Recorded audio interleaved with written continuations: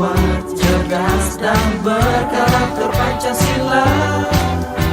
Taklukkan rintangan yang ada, percaya yang kuasa guru penggerak akan selalu ada untuk siswa Indonesia bahagia. Baik, Assalamualaikum warahmatullahi wabarakatuh. Waalaikumsalam warahmatullahi wabarakatuh. Terima kasih atas waktunya kepada Bapak Wiarsto.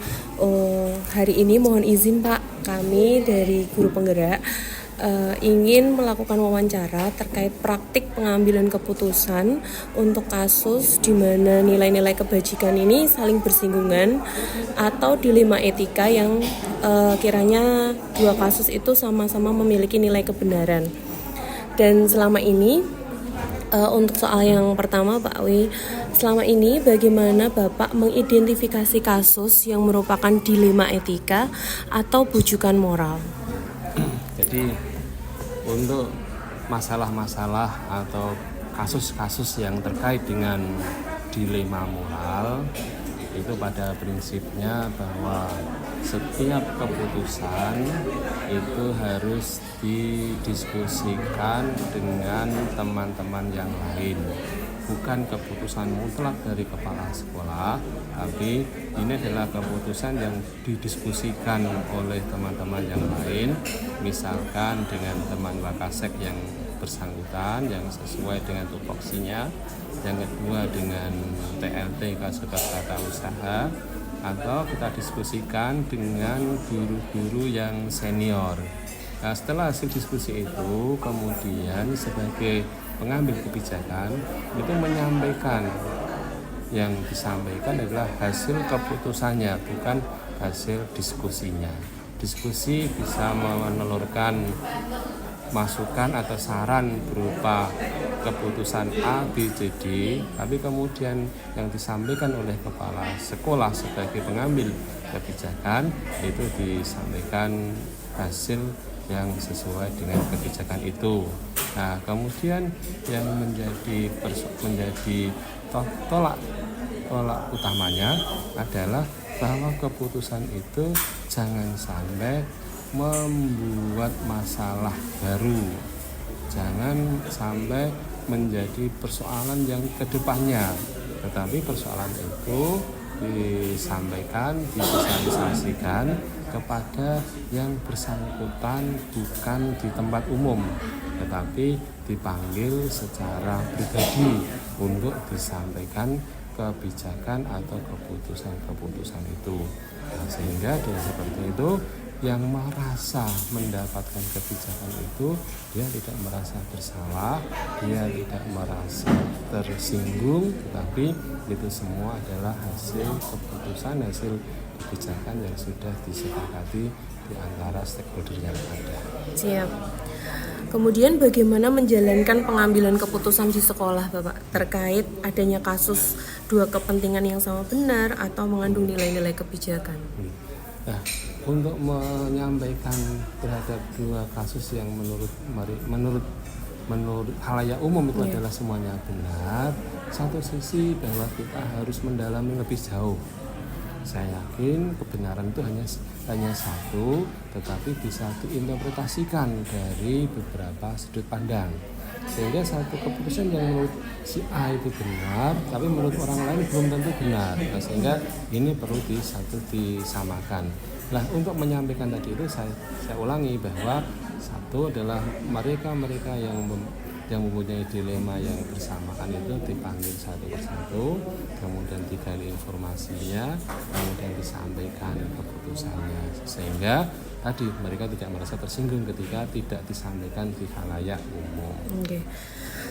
Selain memanggil satu persatu Pak, langkah atau prosedur dari Pak Wi sendiri mungkin yang dilakukan selama ini seperti apa? Tadi saya sudah menyampaikan untuk yang prosedurnya itu, satu, ketika ada kasus yang mencuat ya dari satu atau dua dilema yang masing-masing menganggap benar, itu kita dalami sebetulnya pokok persoalannya di mana. Kemudian kita diskusikan dengan teman-teman wakil kepala sekolah, dengan PLT Kasubag Tata Usaha, dengan Bapak Ibu guru senior, kemudian minta masukannya ketika ada persoalan seperti ini, tapi tidak menyebutkan namanya, tidak menyebutkan namanya, sehingga nanti yang menyebutkan namanya itu yang ketika kita pemanggilan. Kalau menyebutkan namanya itu adalah termasuk kita riskan membocorkan aib orang lain. Berarti hal efektif apa Pak dalam pengambilan keputusan kasus dilema etika ini yang dianggap efektif tadi? Yang dianggap efektif adalah satu penyadaran, penyadaran bahwa semua manusia itu mempunyai persepsi yang berbeda-beda.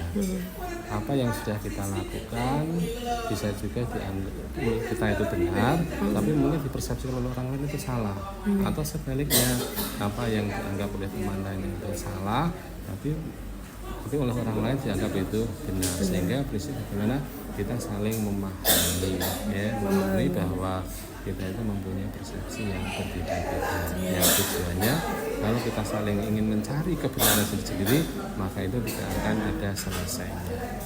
Untuk tantangan dalam pengambilan keputusan Pak yang biasanya kalau ketika seperti itu, maka banyak orang yang mungkin satu akan menganggap hal itu adalah pelin-pelan. Jadi tidak kepada sana malah seperti ini, kepada ini malah seperti itu. Tetapi bukan masalah pelin-pelannya, itu adalah bagaimana untuk kenyamanan bekerja, sehingga masing-masing tidak memperpanjang persoalan itu.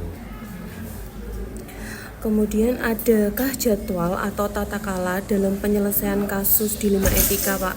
Atau biasanya Bapak langsung selesaikan atau bagaimana prosedur biasanya pertama kali yang Bapak Jadi ketika ada kasus yang mencuat, itu pertama kita dokumenkan, kita catat ada persoalan seperti ini.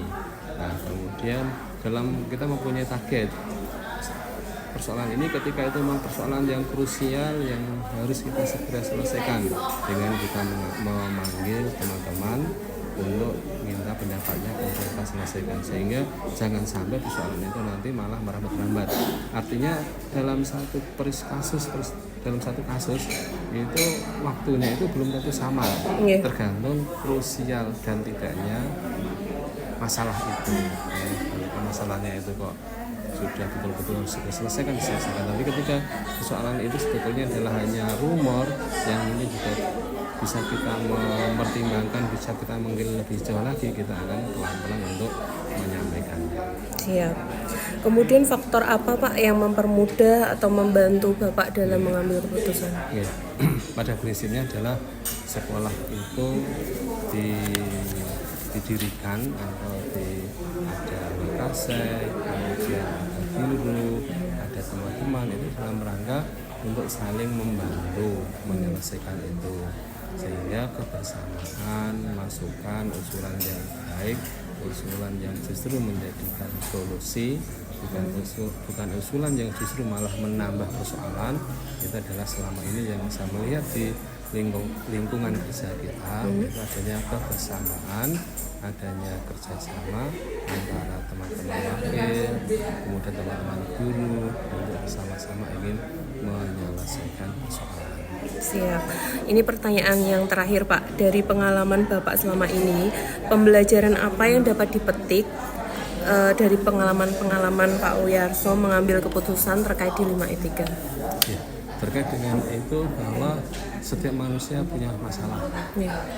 Setiap punya masalah, kemudian masalah itu di satu instansi dengan instansi yang lain mungkin sama, tetapi pemecahannya atau solusinya mungkin berbeda terkait dengan lingkungan di mana mereka itu berada. Nah, sehingga pengalaman saya itu ketika ada di SMA Negeri 1 Kayen, itu adalah persoalan-persoalan yang bisa diselesaikan secara bersama-sama. Mungkin demikian Pak wawancara kita yang cukup singkat ini. Sebetulnya saya ingin banyak bertanya terkait keputusan yang diambil, kemudian bagaimana pertimbangan-pertimbangan yang lainnya. Namun karena waktu Pak, terima kasih banyak Pak Wiyarso atas kesempatannya. Wassalamualaikum warahmatullahi wabarakatuh.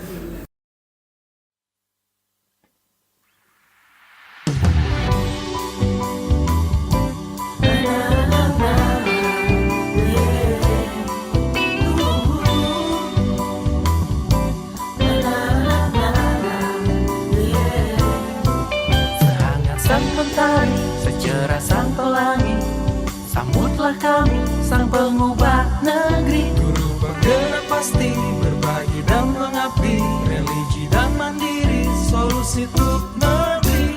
Bergerak cerdaskan bangsa, gotong royong dalam satu irama. Merdeka belajar siswa, cerdas dan berkarakter Pancasila. Taklukkan rintangan yang ada, percaya yang kuasa guru penggerak akan selalu ada untuk siswa Indonesia bahagia.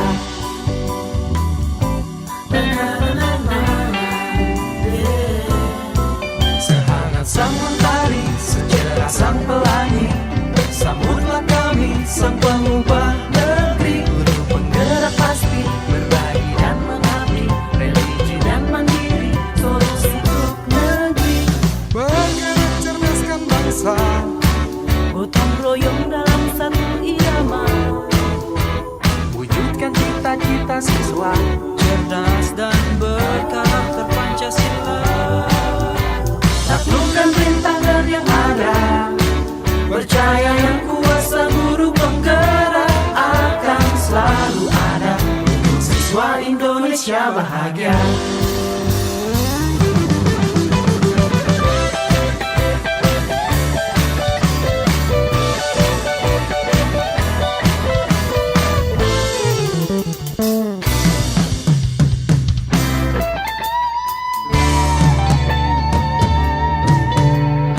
Bergerak cerdaskan bangsa, gotong royong dalam satu irama. Merdeka belajar siswa, cerdas dan berkarakter Pancasila.